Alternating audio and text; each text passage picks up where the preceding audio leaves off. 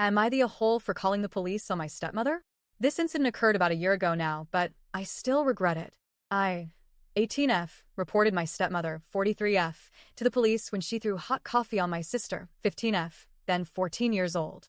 My parents divorced when I was greater than 5 years old, and my dad quickly met a new woman, let's call her Susan, and married her in 2018. They have a son, my half-brother, 9M, and she brought a kid from her previous marriage as well, my stepbrother, 13M.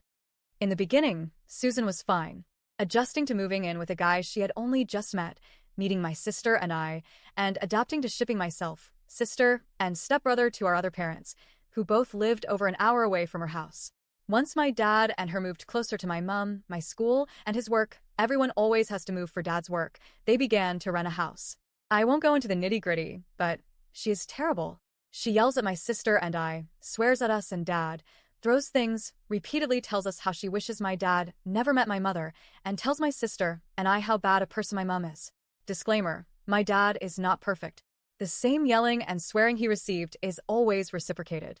I believe they would both be happier alone, although I also think every relationship they would have found would end up with their behavior repeating.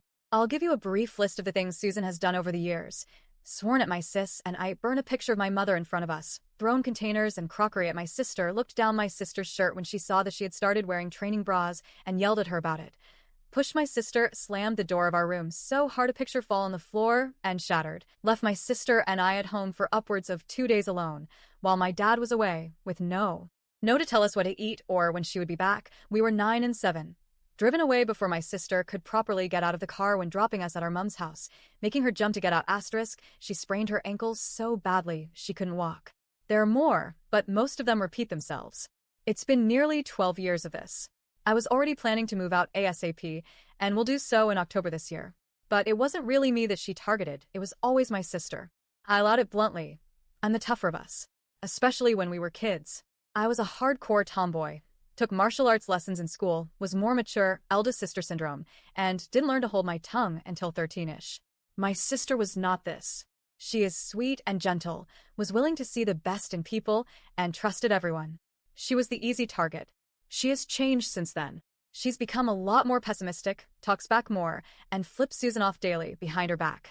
Last year, when I was 17L and my sister was 14, Susan was yelling at us about not taking out the bins. She made some snarky comment, and my sister muttered back something. Instead of walking away or telling her to mind her tongue, Susan took the coffee she had just made and threw it on my sister. She uses instant, so it was 90% water. My sister was wearing a windproof jacket at the time, so her back was mostly saved, although it seeped through the fabric quickly. But the back of her neck, over her ears, the sides of her face, and her hands, she had lifted them to take out the bin bag, were covered in the boiling coffee. I started screaming at Susan because I was furious. My sister took off her jacket and was wiping the coffee off her, but her skin was red. Susan didn't take her to a hospital because she didn't think it was bad enough. She started apologizing, but neither of us listened to her. She cleaned my sister's jacket and gave it back to her before she left for school. It was her uniform, and helped her to clean up. That night she apologized again, and gave my sister a hug. I didn't let her hug me. My anger had simmered all day while at school and had reached its limit.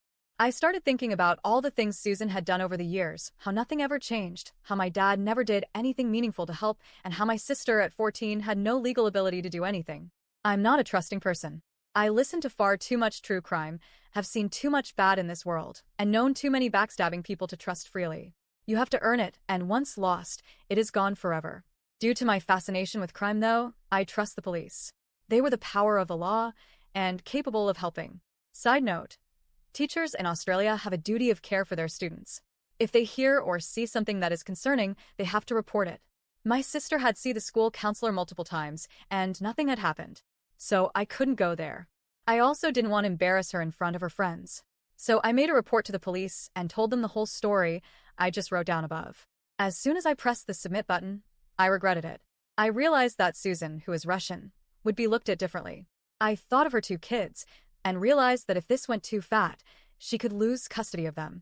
As much as I hate her, I don't want to take my brother's mom away from them. But the police actually listened to me. They opened an investigation, spoke to my family, sister, teachers, and everyone. Susan was furious, and blamed my sister for it. She denied it, but Susan was still angry. Susan and Dad hid it from me. So did MT Mum, who was notified. I still haven't told anyone about it. Only my best friend, who wouldn't tell anyone. The whole thing scared Susan, and she hasn't been too bad since. I think she realized that my sister and I don't forget, and that her actions may have consequences. But I also scared my sister and brothers. My sister had never spoken to police before, and now the teachers at our school know something is going on. My brothers thought their mom was going to jail, and my dad, who works for the government, was badly impacted by it. My sister blamed her best friend for telling the police. She was the only one my sister told. They stopped being friends after that, which still eats me alive. Am I the a-hole for doing this? I really scared my whole family, but I also don't regret it. Susan had been nothing but hell for my sister, and I won't forgive her. But I can't help thinking that there were alternatives to the police. I also feel guilty about not telling anyone. But I'm so scared of what they would say. Please tell me what I should do.